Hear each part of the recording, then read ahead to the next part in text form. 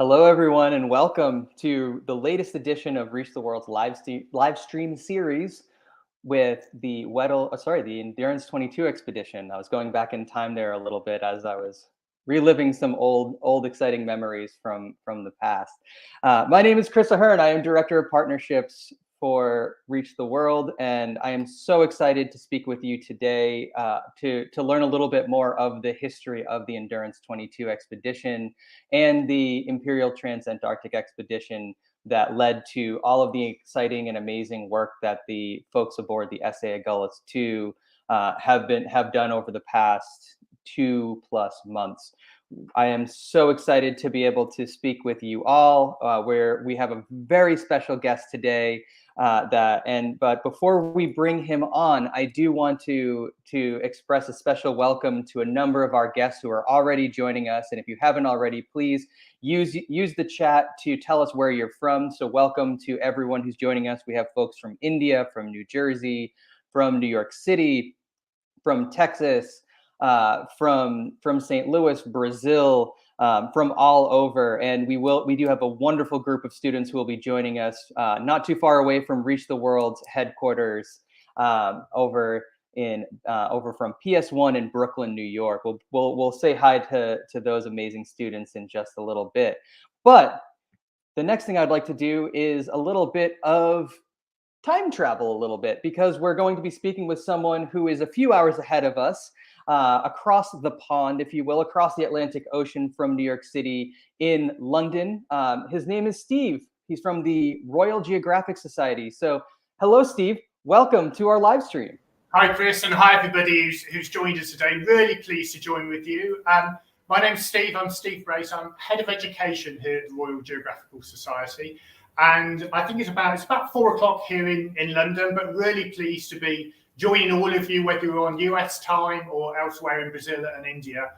And I'll just say a few words about the Royal Geographical Society just to sort of set the scene. We've been around since 1830. We promote geography and we work with schools, with universities, with geographers and a whole wealth of jobs. And we support fieldwork and expeditions. And Shackleton, when he travelled to Antarctica almost 100 years ago now, he received some funds from the RGS to help him do that expedition. And we hold really important material that was collected from the expedition, including the photographic record. And I'll show you one of those glass plates later in our chat. But that just sets the scene. I'm here in a room that used to be our library. And I can't say for certain which chair Shackleton might have sat in when he visited the RGS, but he certainly visited the RGS to look at our maps and our atlases when he was planning many of our expedition travels.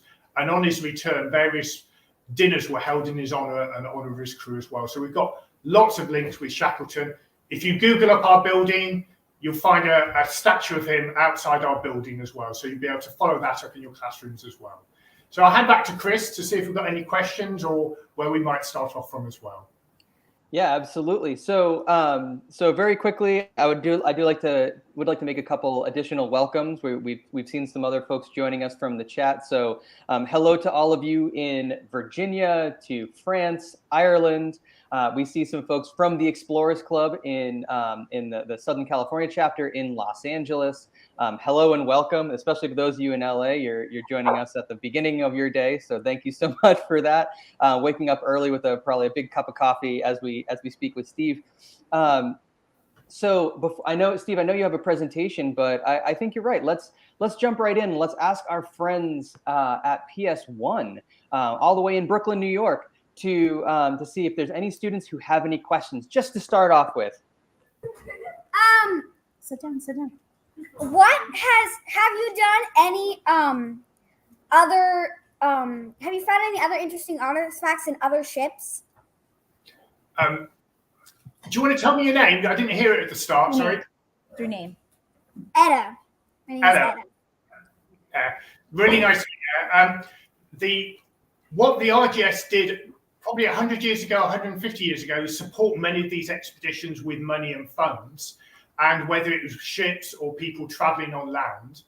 So we've been involved with the Endurance 22 Expedition, and I know you've all been following it in PS1 in New York City, which is fantastic. So I've not been to Antarctica, unfortunately. I know some people have been lucky to travel to Antarctica. I've been still here in the UK.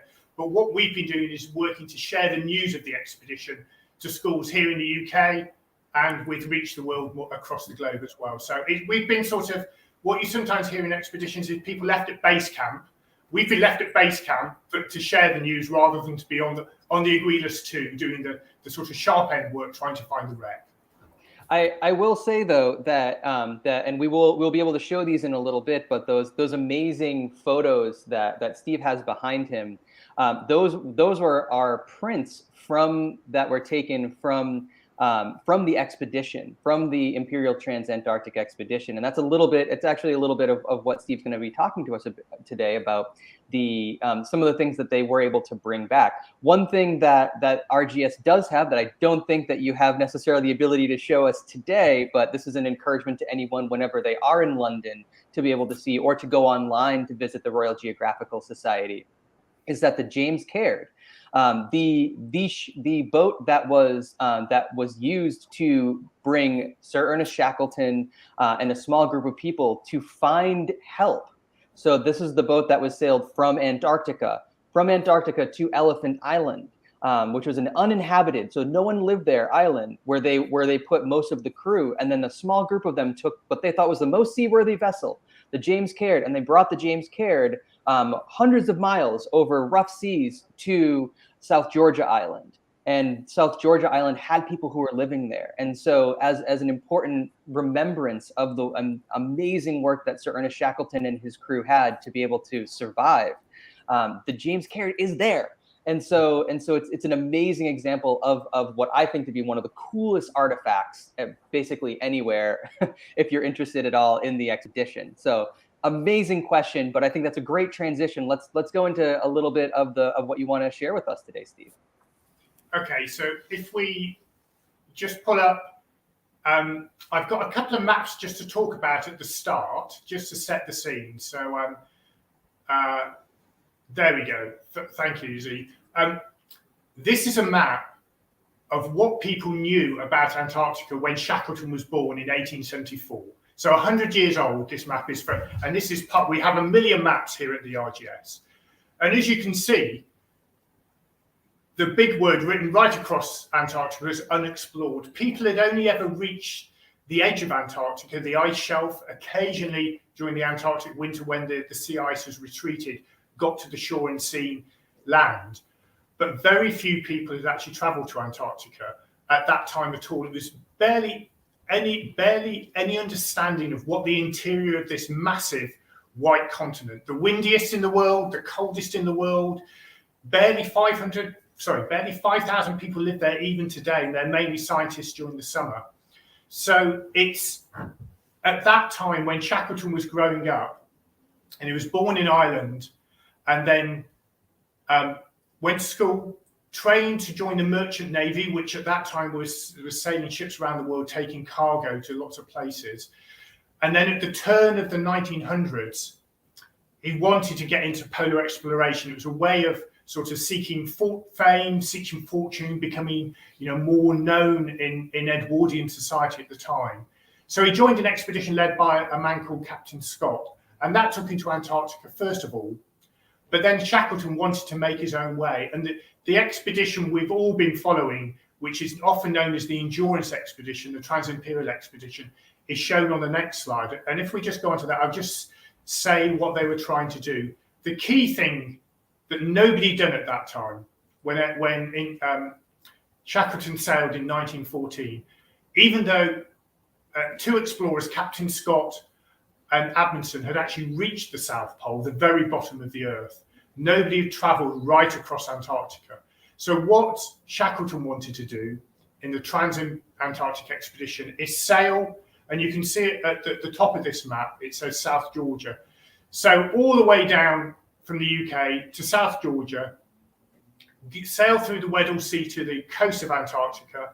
He would have stayed there, formed a base, and then a team of his would have travelled into the interior, right to the centre of the South Pole, where you can see in the middle of the map, and then continued their expedition over the South Pole through Antarctica, the Ross Sea, and they actually had a separate expedition that had gone into the Ross Sea to lay dumps of food, of fuel, of supplies, so that once he reached the pole, he'd hoped to have those supplies from on the second part of his journey. Of course, as we all know, his ship got trapped in the ice in the Weddell Sea. The Endurance was then crushed and lost. And it's only earlier this month, on the 5th of March, that his ship was rediscovered. But I'm just going to bring the globe a bit closer to the camera for you, just to show how far they all had to travel. So, where are we? Let me find the UK.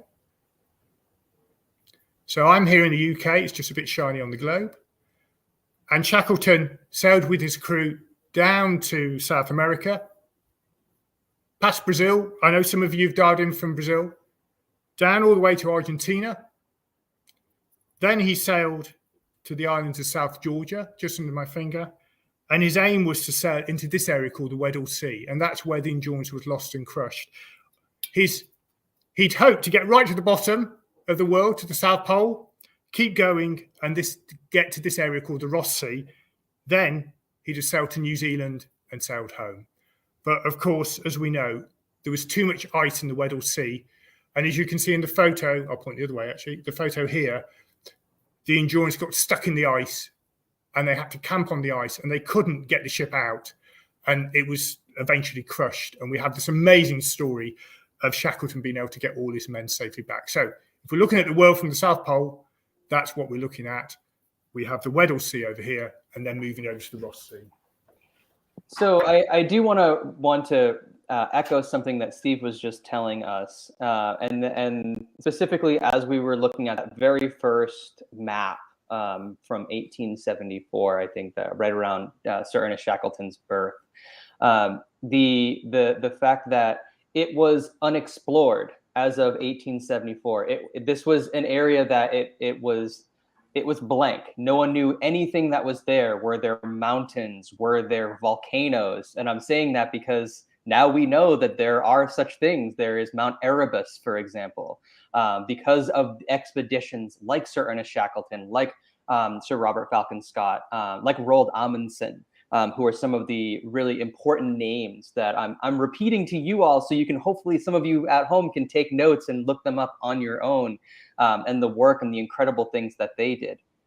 But people like Sir Ernest Shackleton, they said, okay, this is unexplored and there's important things for us to learn here, whether it's just to chart, to figure out what the heck is here, or to say, I want to be the first one to be able to claim that this is something that we can do. And so Sir Ernest Shackleton was a part of the second group, the second expedition to ever make it to the South Pole. They were beaten just by a few days by the Amundsen expedition, but the incredible work laid for the groundwork was laid for this, and it just shows the importance of, and for all of you to be thinking about saying, what are the ways that we can be excited about adventure and what is unexplored, but also what are the things that we can do to contribute to how we know what we know about the world. There's a lot of things under the sea that we don't know about, and there are things that we're now learning under the sea. For example, now we know where Endurance is, and we only learned that less than a month ago. So this is an opportunity for you to think, what are the things that are unexplored in our world now? And so you all out there, think about what maybe you can be the first one to discover yourselves. So on that note, let's go back to Brooklyn, New York. Let's see if there's another student who has a question before we go on to another element of the presentation. Remember to introduce yourself, okay? My name is Faith, and I want to know if the James Card boat is in the Royal Geographic Society. Thanks, Faith. The boat mainly stays at Shackleton's former school, which is called Dulwich College, which is in London. So if you come to London to see the RGS and you go to Dulwich College, you'll be able to see it there. And there's also a replica of the boat that's always on show at a museum in Cambridge called the Scott Polar Museum. And just to give people an idea of the size of this small boat, it wasn't the one people found on the seabed because it came back to the UK. The James Caird was only 22 feet long, so probably not much longer than your classroom behind you. And 5 men stayed in this boat and sailed 800 miles across the Southern Ocean. And the waves were so high at one point, Shackleton thought they were looking at the sky, and there was a wave so high and it crashed all the way over the boat they were sailing in. They also, one thing that they were really worried about was ice can form on the boat. And if too much ice forms on the top of the boat, it will capsize and sink. So actually, there's a little photo a bit further in the presentation, if Steve can pull it up, of the boat sailing towards the end. What the men had to do with small little hand axes is slide along the, I think it's for that one actually, is they had to slide along the, that's it, yeah, here we are. You can see they covered the top of the boat with canvas. They had 2 small sails, and they saw ice on a couple of the days when they were sailing. Saw ice was forming that was too heavy for the boat. They had to slide without a rope on that sort of canvas on the top of the boat with a little axe to chip away the ice to make sure that boat didn't sink. And they nearly were taken off by waves. The other thing to say is they sailed almost 800 miles. So you're in New York City. It's about the distance to Atlanta or Chicago, give or take, or if anybody's in London, it's about from London to Madrid or Berlin. The weather was so bad that they could only do what was called take a sextant's reading, which was a way of navigating. It's an instrument where you look at the stars to find out where you are. They were only able to do 2 of these readings. They didn't have GPS. I've got my phone here. They didn't have Google Map on their phone and all that sort of thing. They had to do these calculations to find out where they were. If they'd have made even a microscopic error in their calculations, they'd have missed South Georgia by miles and miles and miles. But the navigator, a guy called Worsley, who was the captain of the Endurance, was a really good navigator, and even on just 2 very small readings, was able to get them towards South Georgia. You can see South Georgia in the background. Even though they knew there were people living on South Georgia where they could get rescue, the way the winds took them, they arrived on the side of South Georgia that didn't have a town, a small village. So they had to find a small beach to bring the James Caird onto, and then they had to climb these massive mountains that nobody's ever climbed before, and many people have failed climbing since. And there's a little picture of Grytviken that Steve might be able to find me looking into the harbour, and you can see these massive mountains. Here we are. Shackleton and 2 of his men climbed over those mountains. You can imagine they'd been in this boat sailing for 800 miles. They barely got any sleep.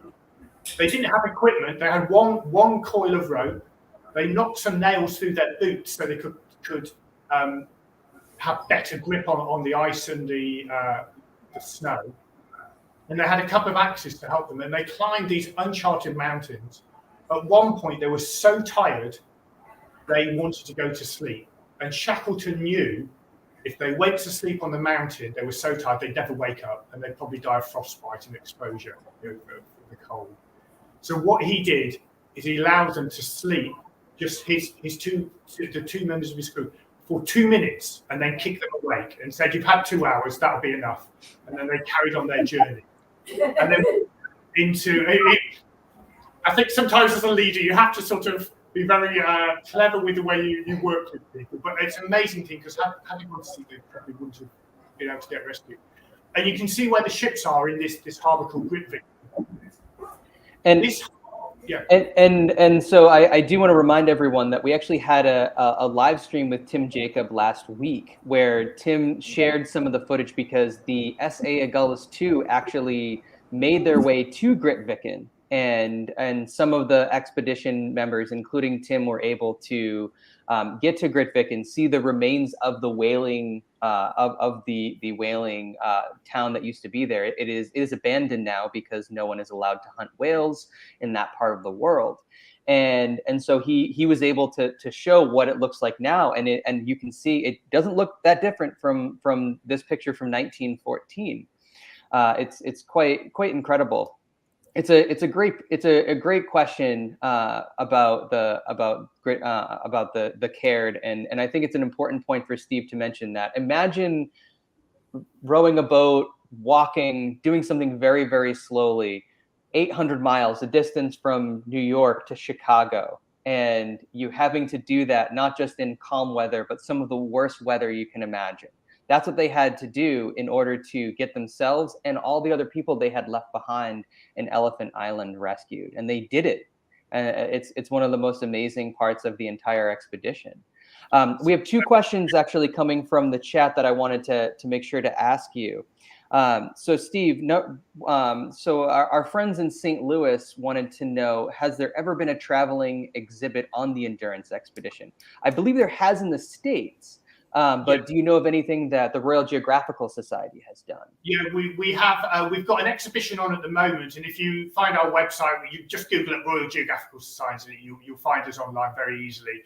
There's a website and there's an online version of us as well. We have also worked with the Bowers Museum and people like the Explorers Club to share this work in the US and elsewhere. So you might be fortunate to be in a place where the exhibition's showing. And I think there's a tour being talked about later on this year. I don't have the dates and the venues yet, but that can be you might be able to find that and possibly able to see like some of the amazing images we've got behind us here, and some of the other that have more information about the story of Shackleton, his crew, and the amazing story of Endurance. I have a feeling that that given the amazing work of the SA Agulhas 2 and the Endurance 22 expedition, that there will probably be some amazing traveling exhibition in the very near future, and I will be first in line to see what that is. From what I've heard of the footage and things that they've taken on, there's going to be a documentary with National Geographic here in the States that I already can't wait for,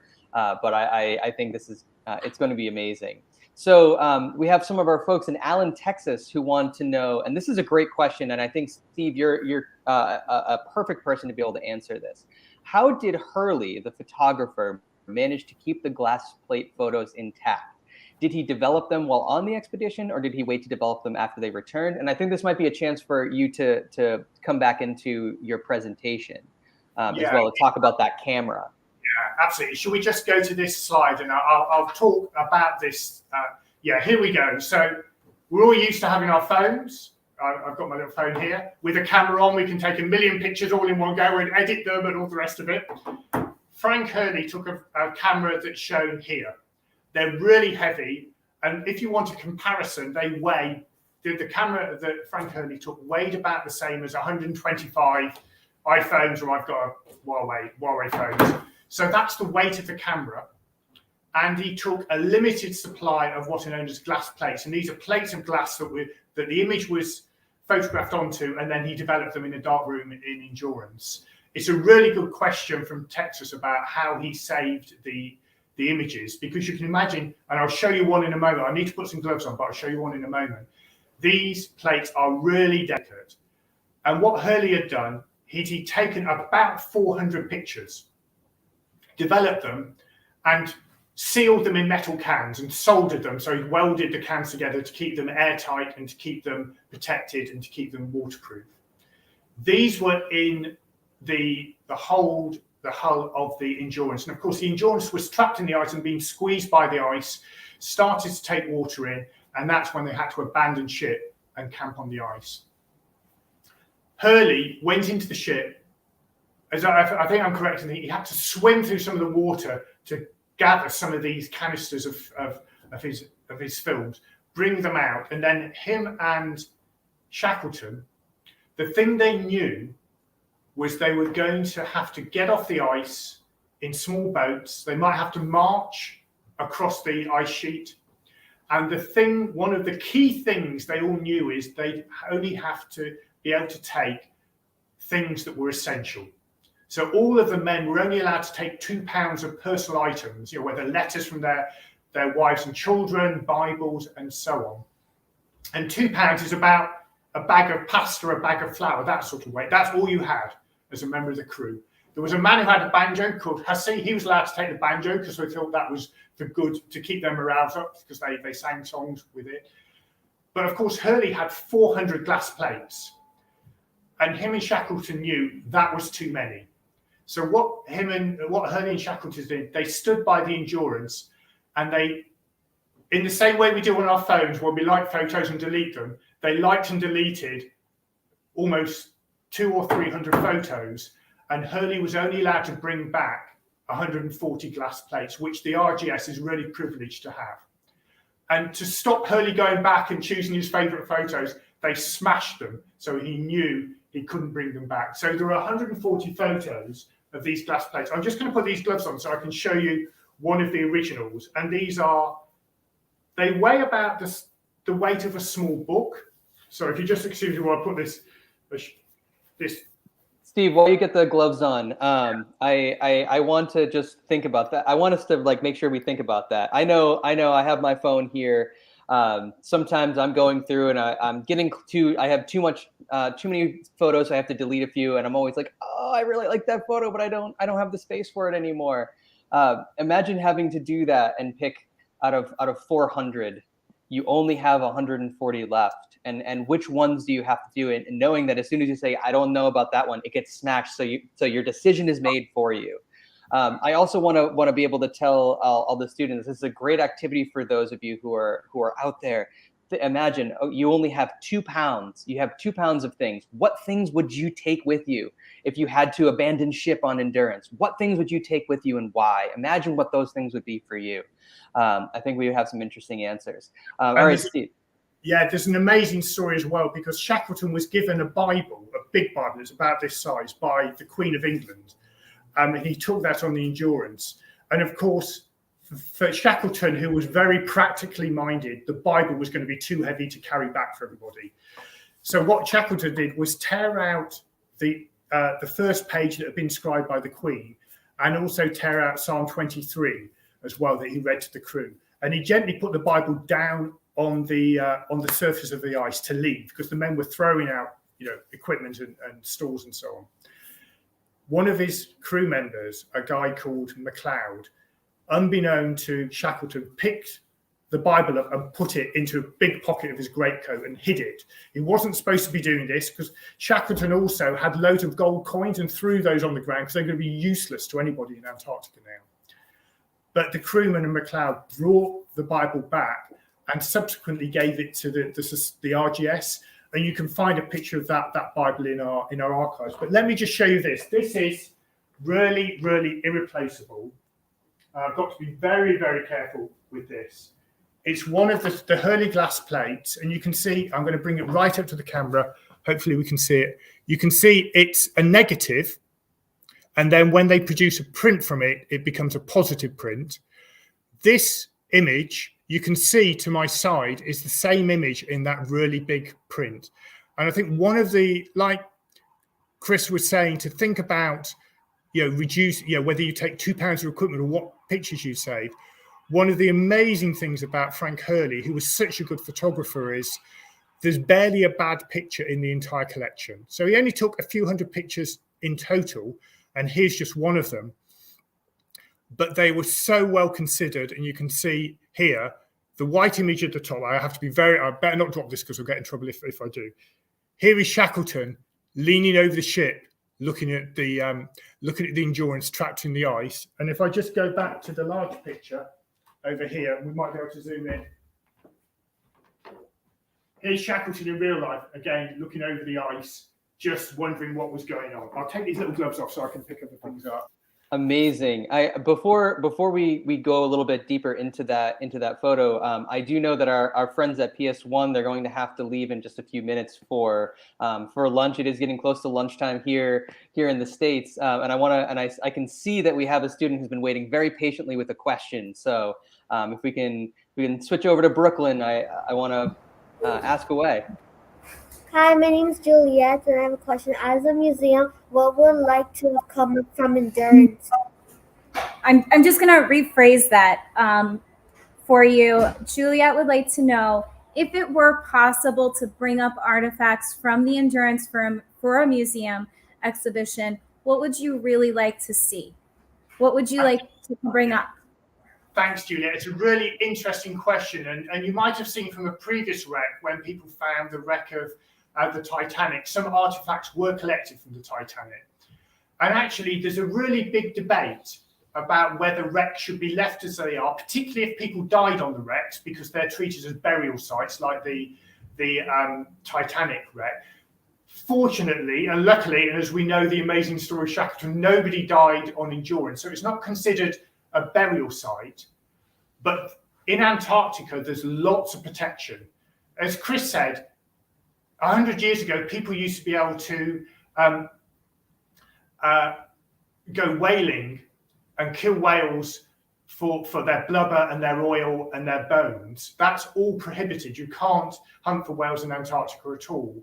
And there's lots of protection for the land, for the sea, for the ice. And you're not allowed to bring in any foreign species. So if you travel into Antarctica, you have to disinfect your boots and be very careful. You can't interfere with the wildlife. So you can't go trying to cuddle penguins or anything like that. You have to leave them in their natural state. And those sort of rules, and all the governments that join together to manage Antarctica, they've decided that things like wrecks probably should be left. So even though there's amazing artifacts on Endurance, I think keeping true to that spirit of trying to protect Antarctica, and it's the only continent in the world where governments don't claim land anymore. So there's no countries on Antarctica, and all the governments work together for conservation, for peace, and for science. I think it's probably best if I say, even though there'd be lovely things to look at, probably the best place for those things is still in Antarctica, because that's keeping the spirit of how people manage Antarctica today. I think that's a really good answer. I think especially because if we remember the pictures that we've been able to see of Endurance, that we want to remember that there are things that call Endurance their home now, that they live in 10,000 feet of water. There are all sorts of invertebrates. So things without backbones, so sea anemones, sea stars. I believe we've even seen crabs, which is something that we didn't even know were able to live down there. And they all have Endurance as their home. And so we want to make sure that if there is a decision in the future about what to recover, we don't want to disturb those animals, because we don't know how many there might be. There could only be a few. We didn't even know that they existed. And so trying to figure out what we can do for historical value, but also respecting the living things that are there, is really important. All of that being said, I do know from reading a lot about Endurance that there's a lot of really interesting things in the storehouse. That there's a storage area in the hold of Endurance that they were trying to get to as it was being crushed, and it had already flooded, and they couldn't get some of the things they really wanted out of it. I think it'd be really cool if they couldn't disturb, if they weren't able to disturb any of the living things that were there, to try and recover like old tins of biscuits or something like that. I think that would be really cool. And just to add to what Chris is saying, Juliet, Endurance is 2 miles down on the seabed in a part of the world that very few people have ever visited, and for half the year it's covered in ice. So it's really difficult to get there at all. And the Aquinas 2, the research ship, was really specialist science and very skilled people to get there. But many people have tried this and been unsuccessful in the past. Yeah, excellent question. I know you have to leave in just 1 minute. If there's another student who has a question, you guys have been so patient and waiting, and we'd love to see if we could answer maybe one more before you have to break.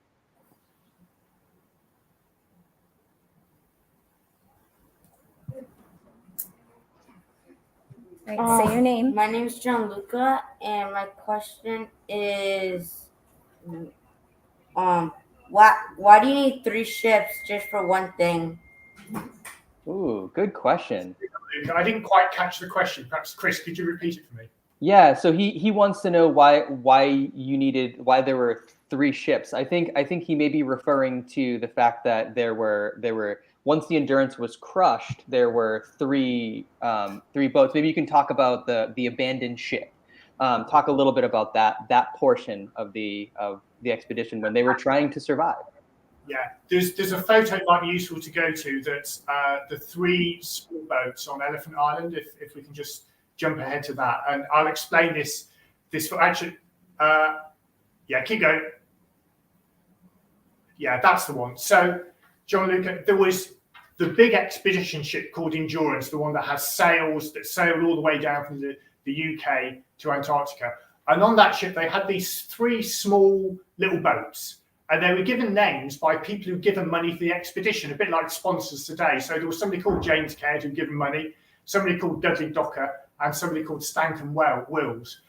And parts of Antarctica are also named after people who gave money to these expeditions. There's a Beardsmoor Glacier that was one of the other sponsors of funders to these sort of expeditions previously 100 years ago.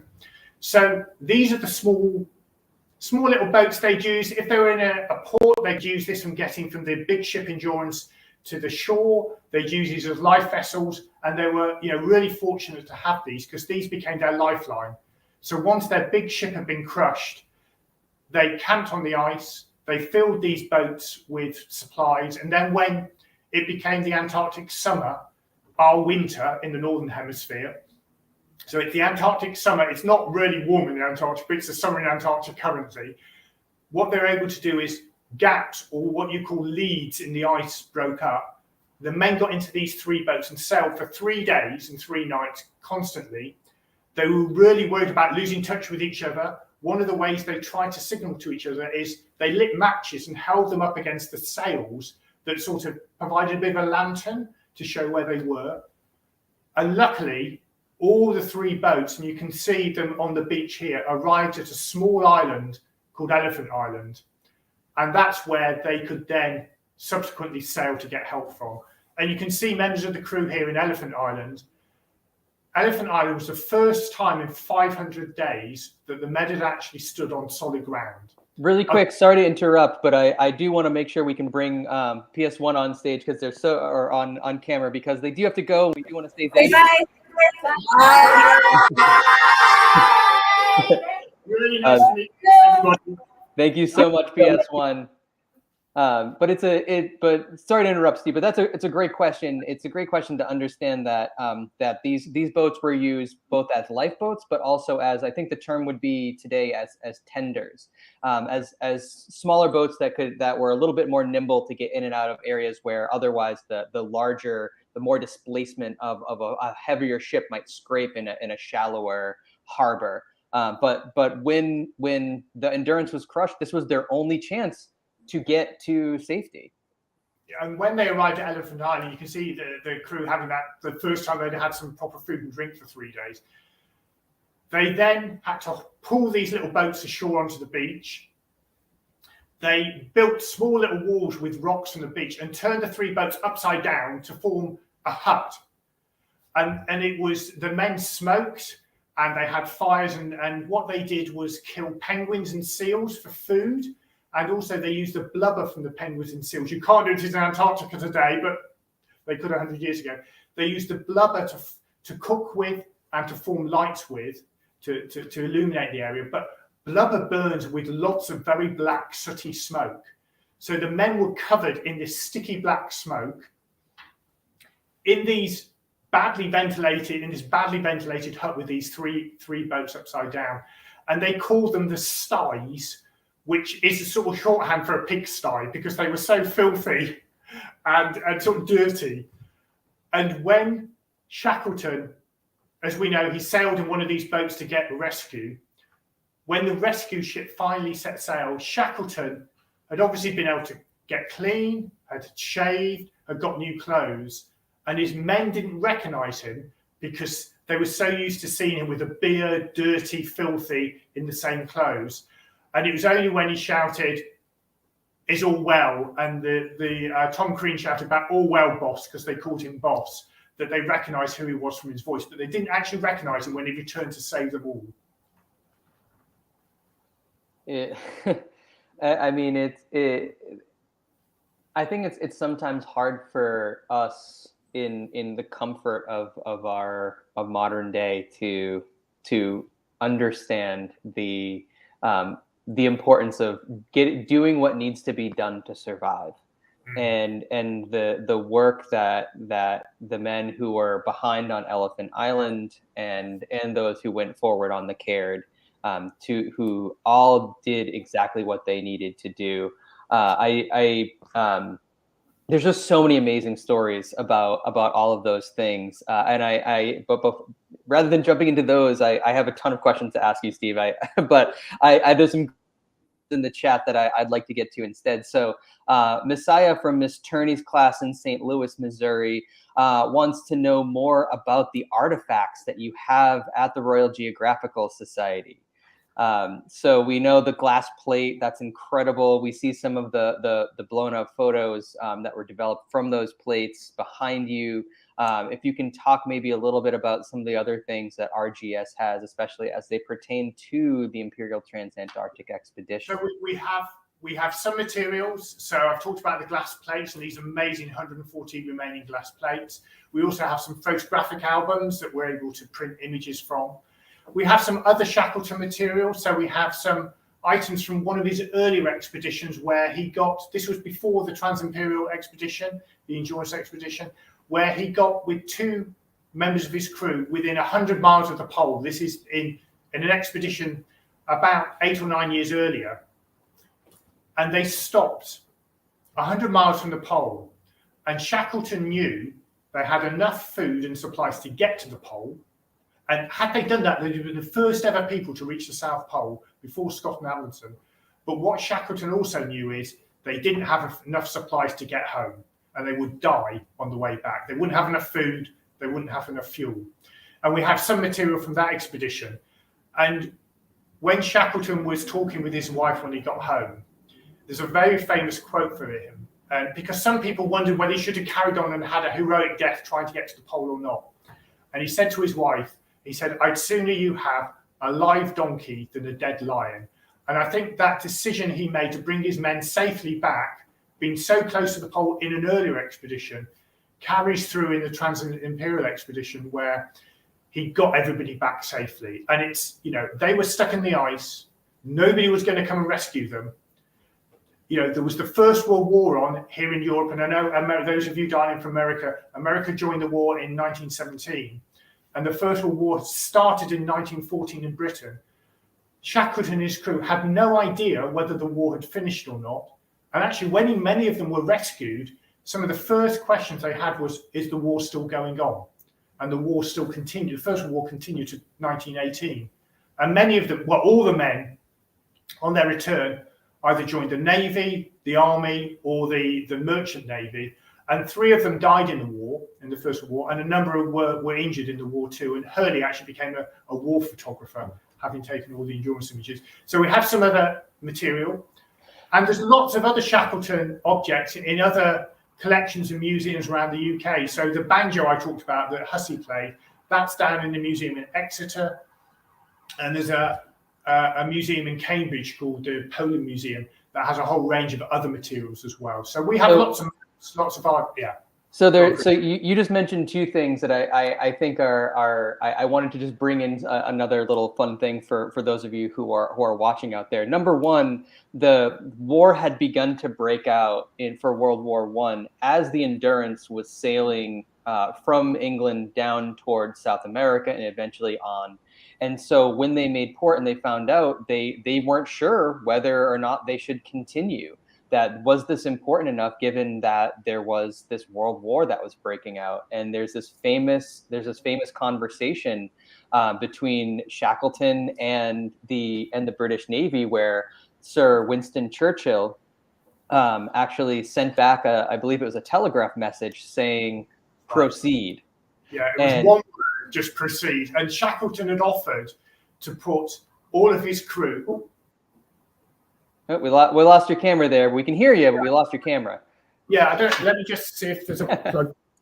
While you do that, I will say it's a very famous little story where the expedition almost didn't happen. because of that. And also the as we were talking before about that 2 pounds, there was one exception that was made, or there's a couple exceptions that were made about each member of the crew being able to take on more than just that that 2 pound limit. Oh, there we go. I can see you again. And the exception, one of the exceptions was Leonard Hussey had it was a banjo, correct? That's right. Yeah. It was a banjo. And so Hussey Hussey was able to take that banjo with him, even though that was far heavier than 2 pounds, because Shackleton knew that this would keep everyone's spirits up. And one of the famous songs that they played, and I know they played this on the SA Gullis too, one of the evenings when they were trying to keep their hopes up. I believe someone performed "The Long Road to Tipperary," which is a song not as popular here in the States, but quite popular in the UK. You'll be able to find it on YouTube. It's a sort of Irish song, and very much speaks to Shackleton, who was born in Ireland, his sort of Irish roots. And as well as singing, we might want to just pull up there's a photo of the guys on the ice enjoying themselves with a football match. Mm-hmm. So they had to focus, they had to do all the work of the expedition, but there was also time for relaxing and fun. And there's, there we go. There's a photo of them all on the ice. I don't know who won. I don't know what teams they had and who won the match. I'm not sure whether they put Shackleton in goal or not, but they obviously had to do lots of other things to make sure their morale was kept up during the expedition as well.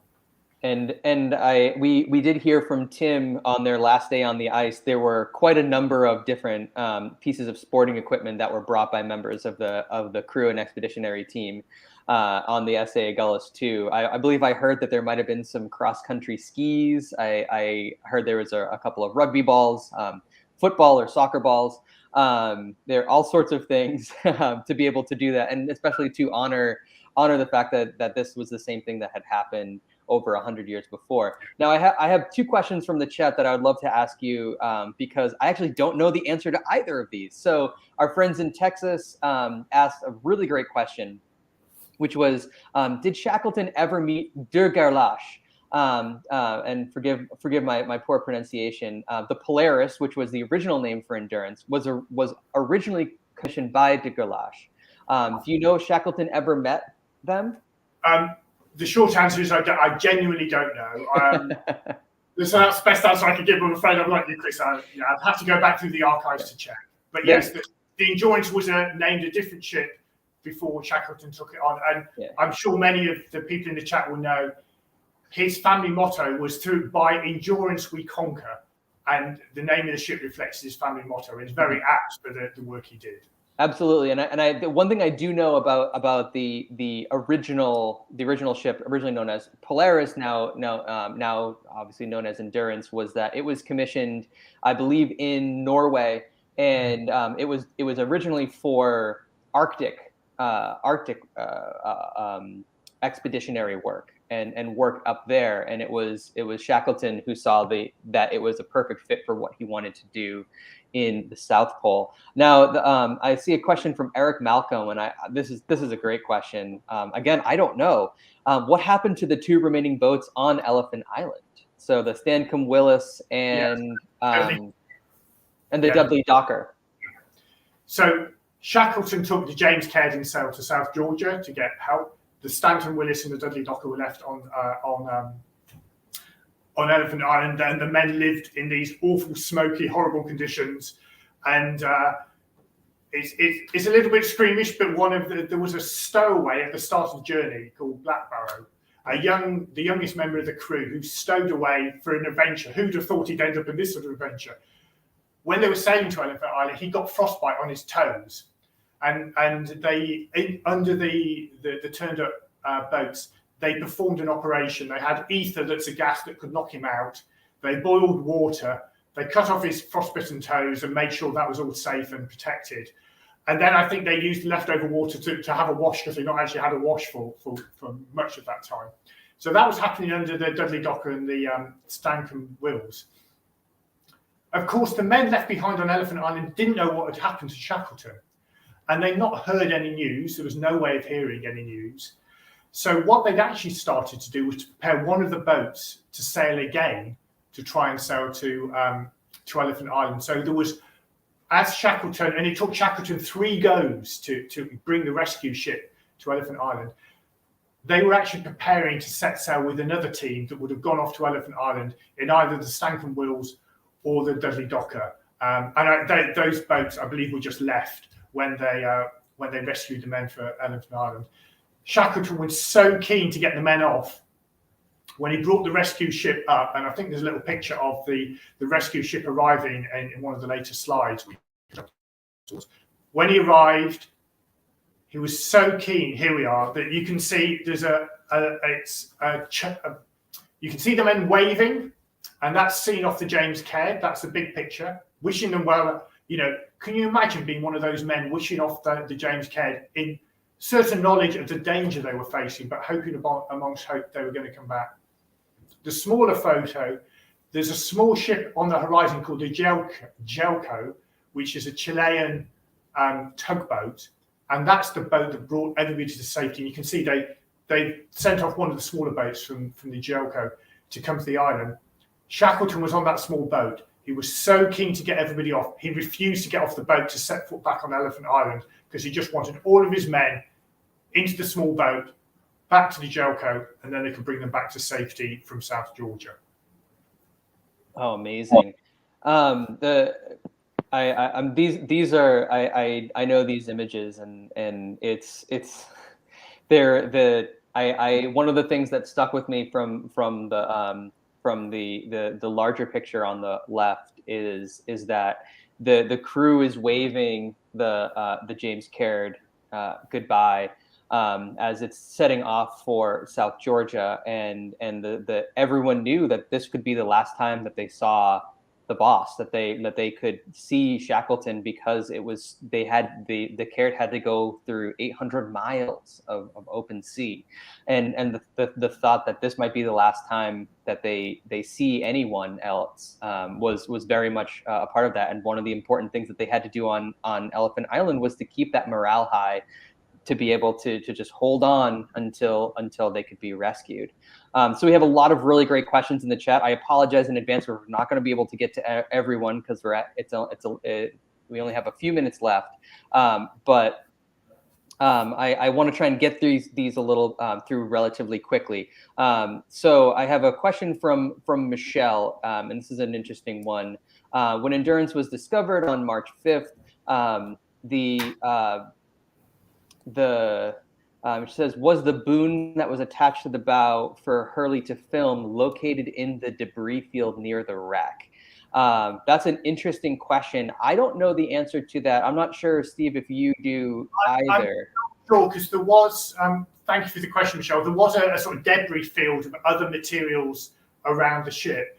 And I think all of us, both those of us involved at a distance, people on the Aguilas too, and probably people all around the world, when we saw those pictures of the Endurance on the seabed, I was expecting to see a smashed up wreck with sort of bits of wood just smashed up, unrecognizable as a ship.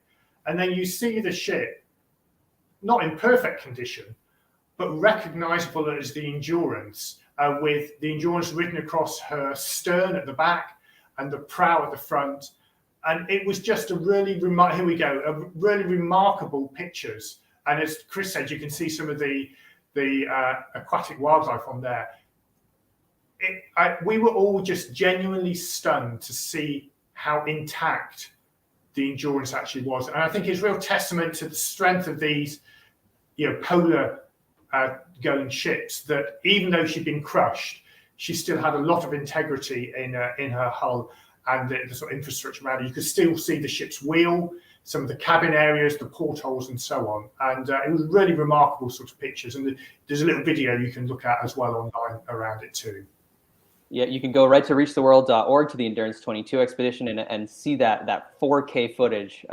Absolutely incredible stuff. And also we can see in that photo, there's a sea anemone there doing its best impression from the movie Titanic.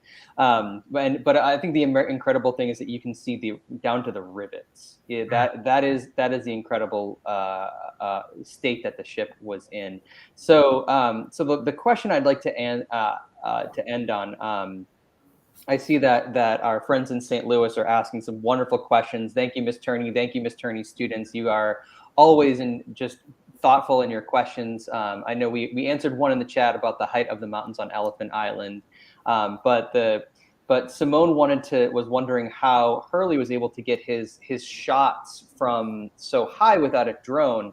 That there's a couple images where he has this really great perspective, and I wonder if we can just maybe go back to you and just maybe the place where we can end before we go into a fun little activity for everyone.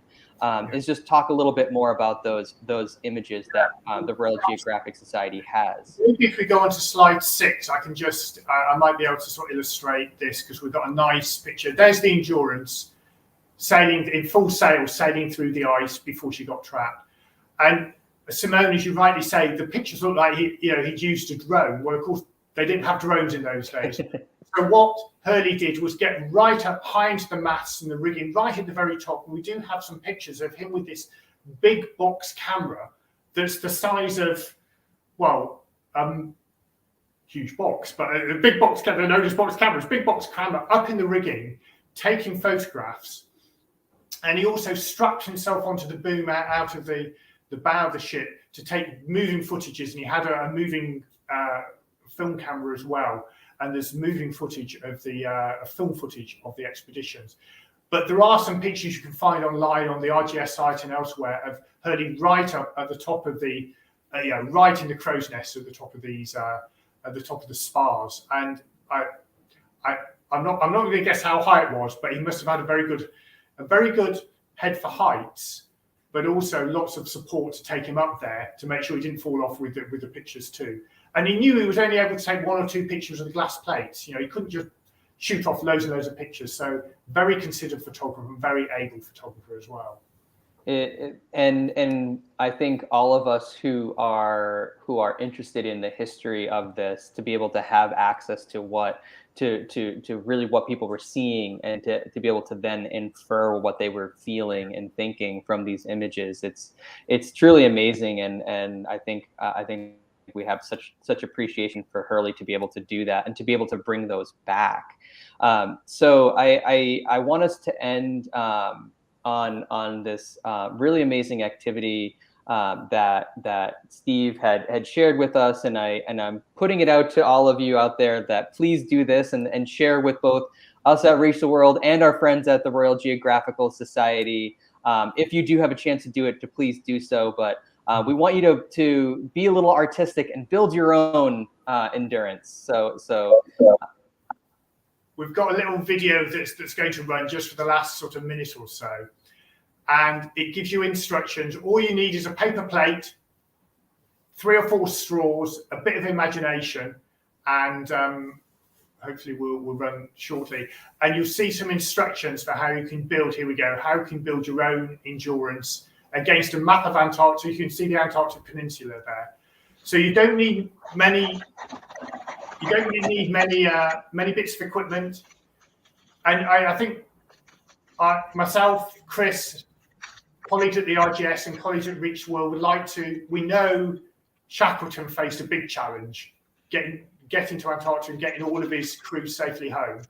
But we think this is a nice little challenge for you to do. So whether in your classes, whether in lunchtime or at home, we'd love you to try and make your own endurance. You can follow these instructions. There's links, they'll be shared. There's links on the RGS website to find them as well. We'd love to see what you come up with. And you can see our designer, Darryl, he's creating the ice that trapped the Endurance. There's her spars and the mast that Hurley went up to. You can see the outline of Antarctica in the background. On the left of the screen is Weddell Sea, where the Endurance wreck was found.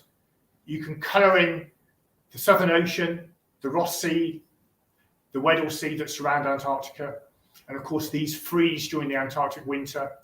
You can do the outline of the continent itself. And then we'd love you to, the best you can, create and paint up your own ship and add as many details as you can. You can see Darryl here just adding a bit of extra on the coastline. Maybe mark on Elephant Island, which is to the left of this picture, at the end of the peninsula. You can see the peninsula up at the top left of the picture. And she won't be as seaworthy as Endurance was. Hopefully she won't end up at the bottom of the ocean, but we'd love to see your creations, and please do share them both with Reach the World and with the RGS as well. And on the RGS site, if you find rgs.org Endurance22, you'll find lots of resources to support the work that you can also get through Reach the World as well. So yeah, sure. Yeah, Chris, is that a good point to giving everybody a challenge to leave the chat? Yeah, absolutely. And I think the resource is really fun. I love the idea of getting students, because as a former social studies teacher, teaching students geography is something near and dear to my heart. I know Dr. John Shears, the expedition leader of the Endurance22 expedition, is a geographer. That's what he has his PhD in, and he would love to be able to see that work, that map. But I also think that the creativity in our classrooms is unparalleled, and the work that our teachers do. So also use that paper plate. You can do it. You can put it on Antarctica and recreate exactly what RGS and Daryl have done. But if you have some other background for endurance to be leaping out of, please use your creativity, and just be sure to share it with us. Share it with the Royal Geographical Society. This is a friendly reminder too. We have a Padlet up for everyone to be able to share reflections with not only Reach the World, but the crew and the expeditionary team. So please, if you haven't contributed to our Padlet yet, now is the time to do so. But overall, we love being able to hear from you all about what you're doing to capture the excitement and interest and the amazing work that has been done alongside you all following from around the world on the Endurance22 expedition. So that being said, Steve, it was so wonderful to speak with you. Thank you so much for sharing your knowledge of the expedition, the incredible artifacts that you have, and so many other so much other insights. I've been so lucky to work with you and the Royal Geographical Society, not just on the Endurance22 expedition, but also on the Weddell Sea expedition from the 2018-2019 school year. And I'm so excited to have Reach the World continue to work with RGS into the future. That's great, Chris. I'll just leave you all just with one thought. We started this talk with that map that had unexplored. And I think what's true today is there's not many maps that have unexplored. So we're not really looking to explore blank bits of the map. But the really key thing for all of us today and going forward is to better understand what's on the map. And I think thinking of all of you in your classrooms, you can be those explorers of the next generation that help us better understand the world's people, the world's places, and the world's environments. And that means you getting out and visiting them and better understanding them. So, you may not discover new places, but you can discover new understanding. And I'll leave you with that thought as we go forward. So lovely to meet you all. Hope that's useful. And we'll see you again another time, I'm sure. Steve said it better than I could. Thank you all. And we'll see you next week when we bring back Tim to talk a little bit about wildlife. Good to see you all, folks. Bye, everyone.